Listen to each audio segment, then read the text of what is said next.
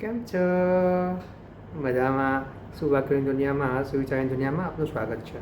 મારા મિત્રો, એવું કહેવાય છે કે નિંદા, ક્રિટિસિઝમ એક એવી પ્રક્રિયા છે કે જેને વ્યક્તિની સામે કરવામાં આવે તો તે સકારાત્મક પરિણામ આપે છે, અને જો વ્યક્તિની પાછળ કરવામાં આવે તો તે નકારાત્મક પરિણામ આપે છે. આવી જ કોઈ વાતને સુવિચાર તરીકે કોઈ અજ્ઞાતે ખૂબ સરસ રીતે લખ્યું છે. આજનો જે સુવિચાર છે તેનો વિષય છે નિંદા, ક્રિટિસિઝમ.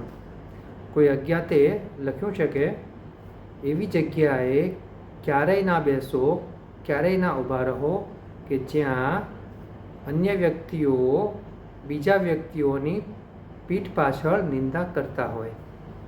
કારણ કે બનશે એવું કે જ્યારે તમે ઊભા થઈને જશો ત્યારે લોકો તમારા વિશે જ નિંદા કરશે.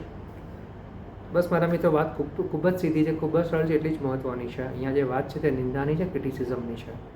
ક્રિટિસિઝમ, નિંદા એક એવી પ્રક્રિયા છે કે જેના સકારાત્મક અને નકારાત્મક એટલે કે પોઝિટિવ અને નેગેટિવ બંને પરિણામો શક્ય છે.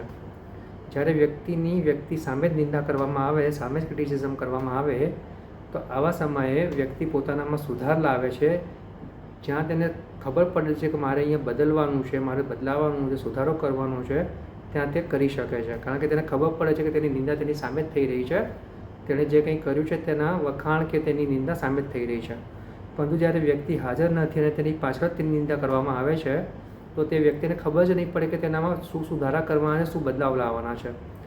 અને આમ પાછળ નિંદા કર્યા કરવાથી જે વ્યક્તિઓ નિંદા કરે છે તે લોકો પોતાનું પણ મોરલ ડાઉન કરે છે, પોતે પણ નકારાત્મક બની જાય છે. એટલે બસ મારા મિત્રો, વાત ફક્ત એટલી જ છે કે જો નિંદા કોઈની કરવી હોય તો તેની સામે કરવી, તેની પાછળ નહીં. અને જ્યાં વ્યક્તિની પાછળ નિંદા થતી હોય ત્યાં આપણે ઊભા પણ નહીં રહેવું જોઈએ. કારણ કે જો આપણે બીજાની નિંદા થતી હશે, એની પાછળ ઊભા રહીશું તો બની શકે કાલ ઉઠીને આપણે નહીં હોય તો આપણી પાછળ પણ આપણી નિંદા થશે અને આપણા વિશે લોકો ગમે તેમ બોલશે.